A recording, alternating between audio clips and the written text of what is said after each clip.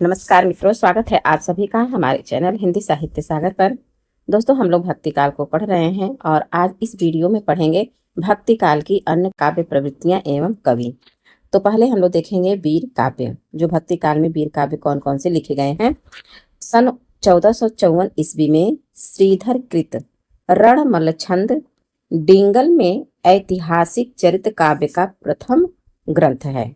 तो जो रणमल छंद है ये श्रीधर की रचना है और डिंगल भाषा में लिखा गया शैली में, और ये ऐतिहासिक काव्य है।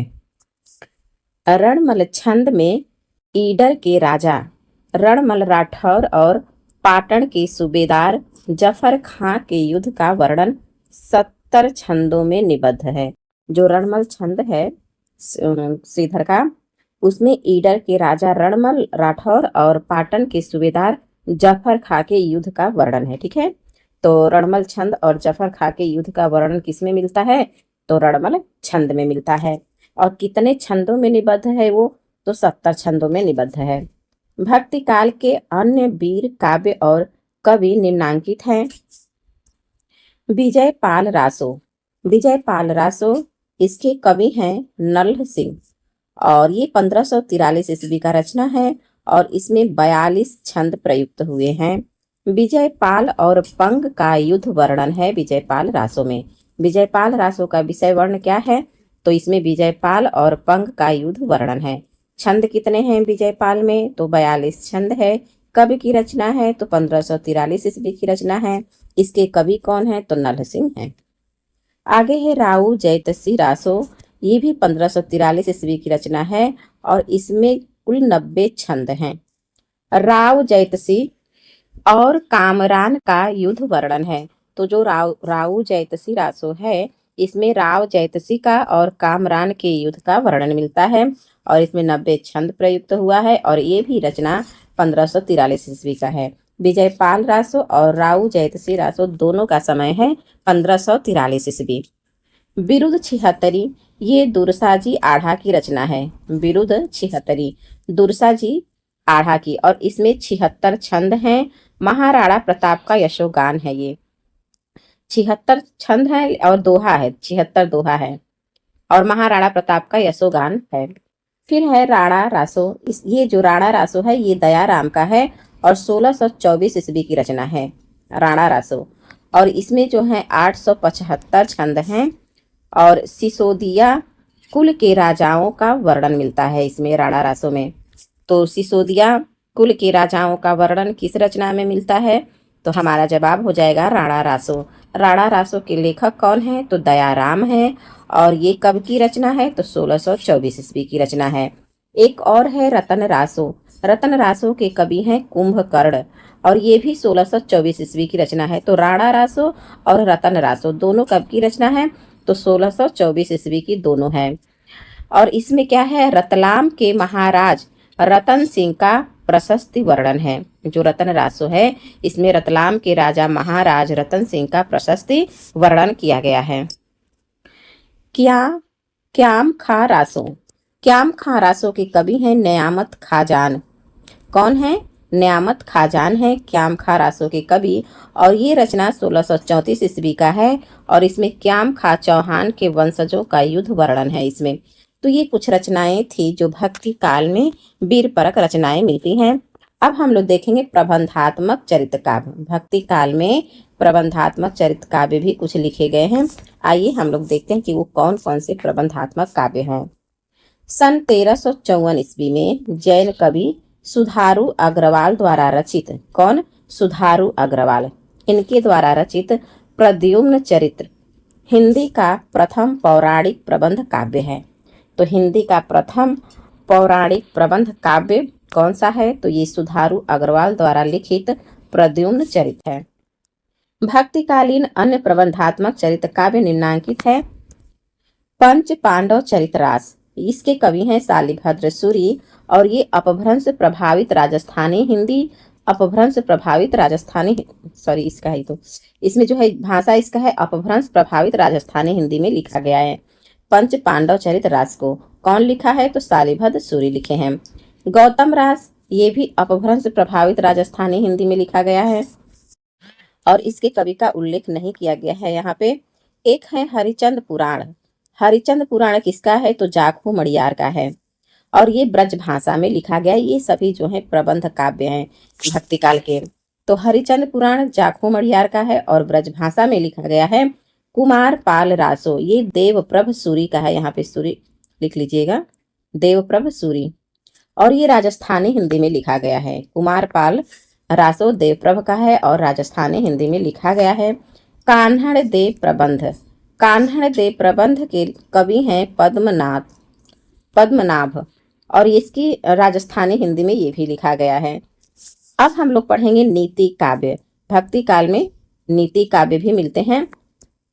तो सन 1486 ईस्वी में पद्मनाभ ने सर्वप्रथम हिंदी में विशुद्ध रूप से नीति काव्य की रचना की। किसने की है? पद्मनाभ ने विशुद्ध रूप से नीति काव्य की रचना की है।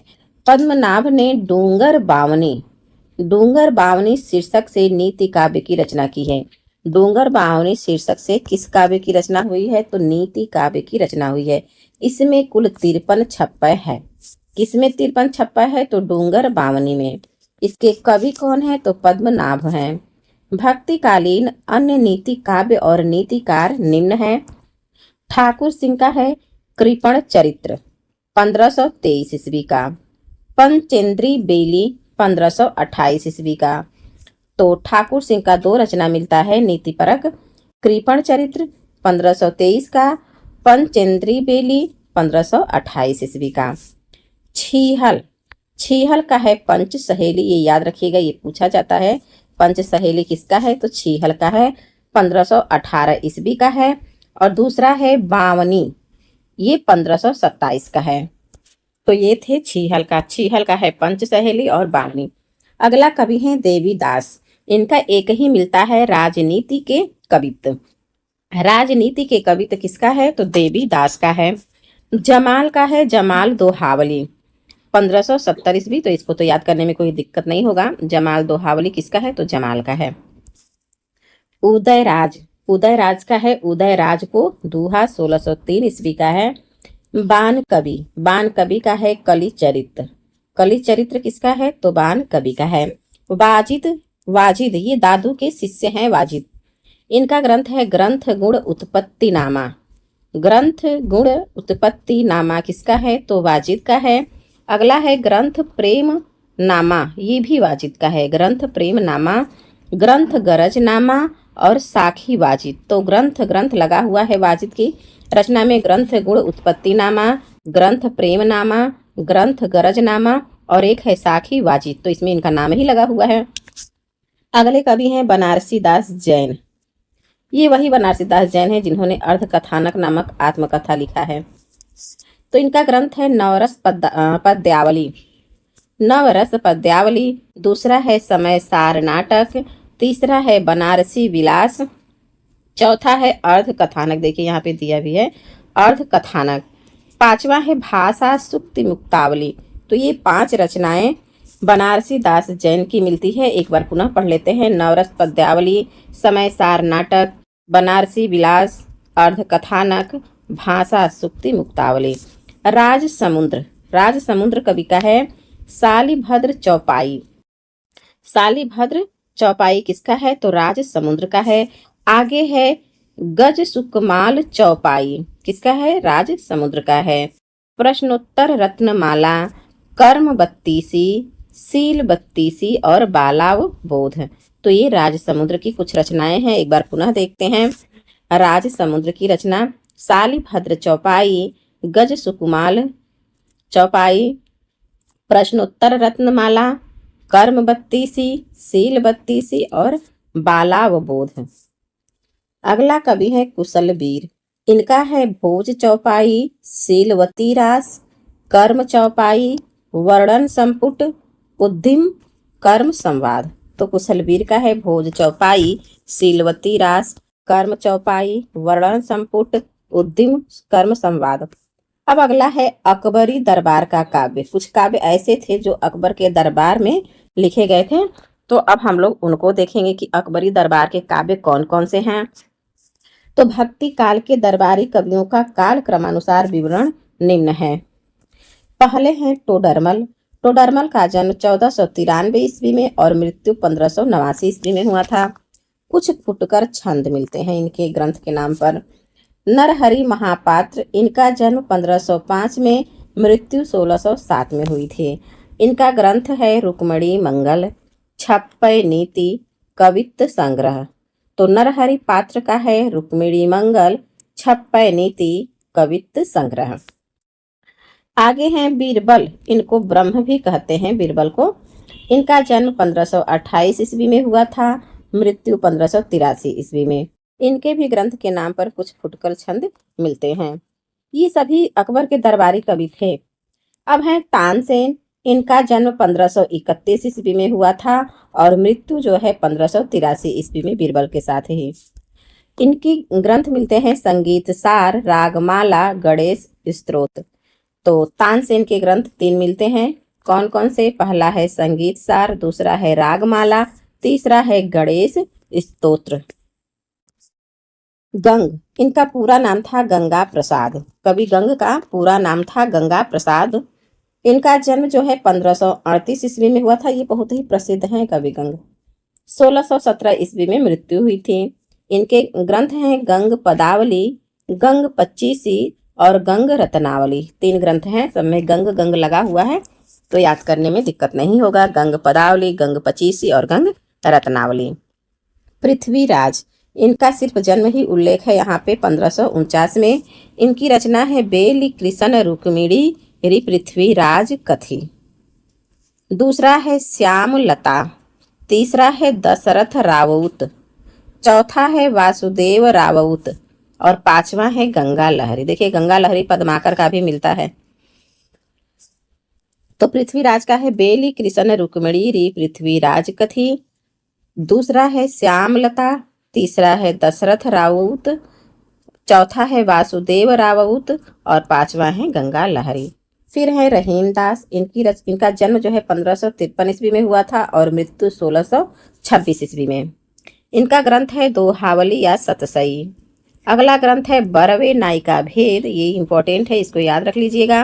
नगर शोभा भी महत्वपूर्ण है, मदनाष्टक भी, खेल कौतुकम, श्रृंगार सोरठा, रास पंचाध्यायी। तो ये रहीमदास महत्वपूर्ण है, वीवीआई हैं, इनका सब रचना याद कर लीजिएगा। एक बार पुनः पढ़ते हैं। रहीमदास का जन्म 1553 ईस्वी में हुआ था, मृत्यु 1626 ईस्वी में। इनका ग्रंथ है दोहावली या सतसई, दूसरा है बरवे नायिका भेद, तीसरा है नगर शोभा, चौथा है मदनाष्टक, 5वां है खेल कौतुकम, 6वां है श्रृंगार सोरठा और 7वां रचना है रास पंचाध्यायी।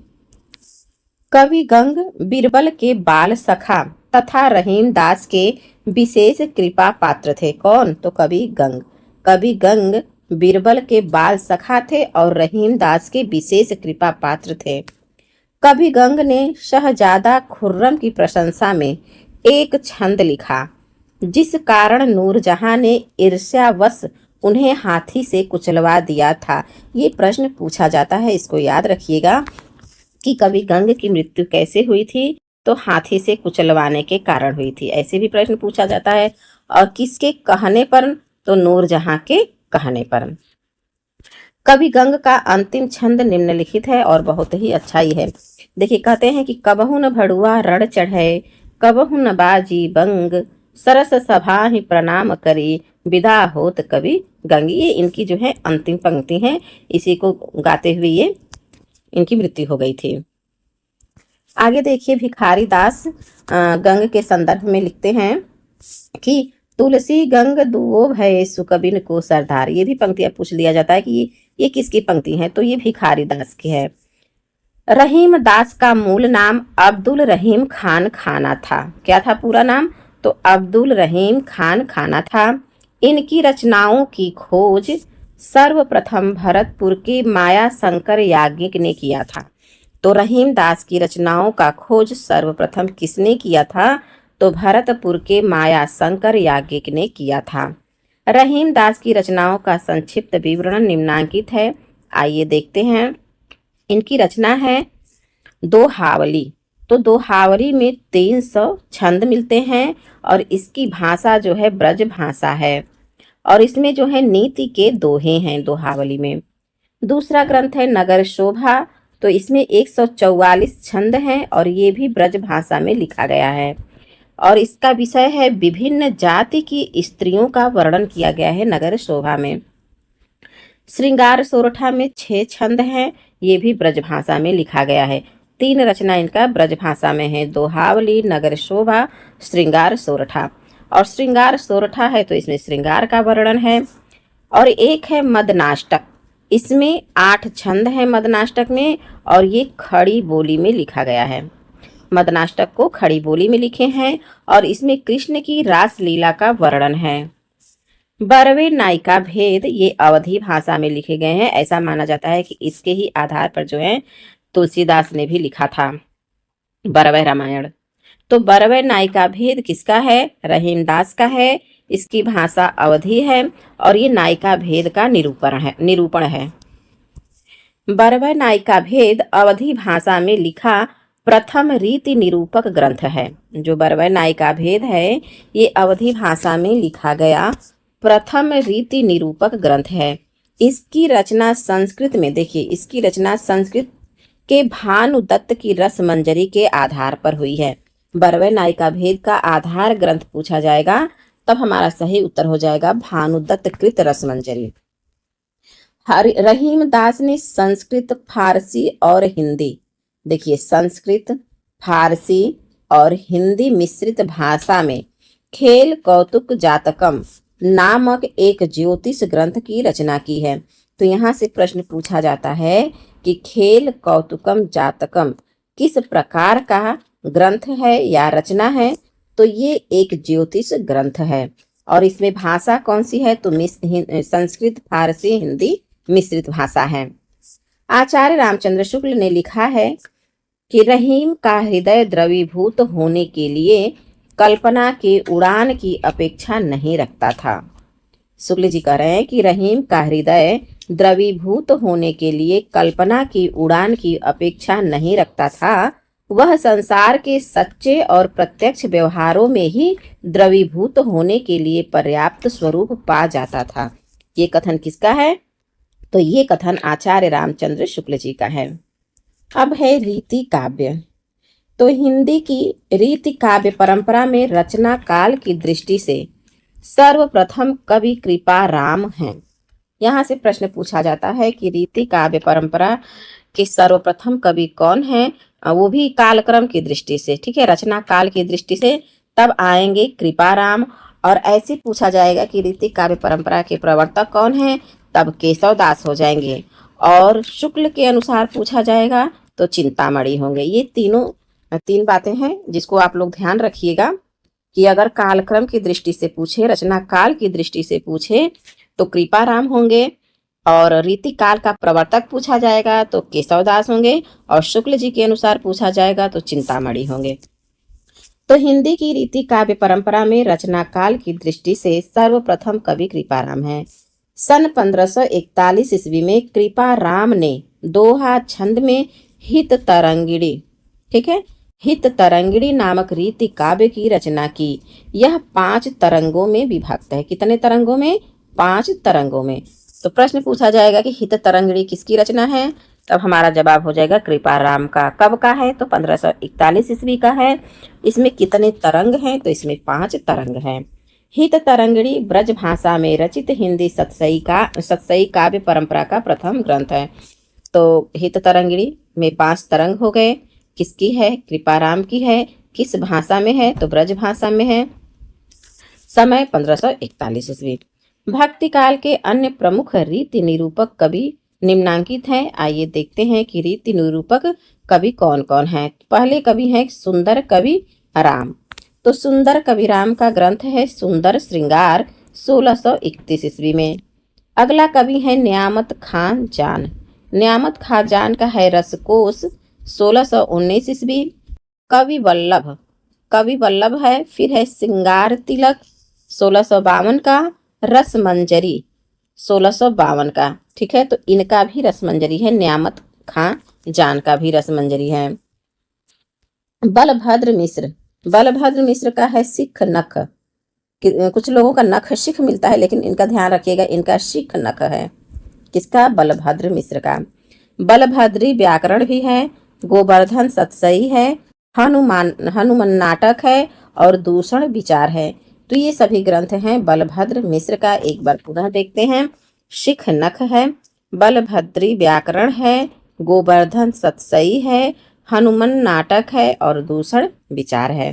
मोहनलाल मिश्र का है श्रृंगार सागर, 1589 ईस्वी की रचना है।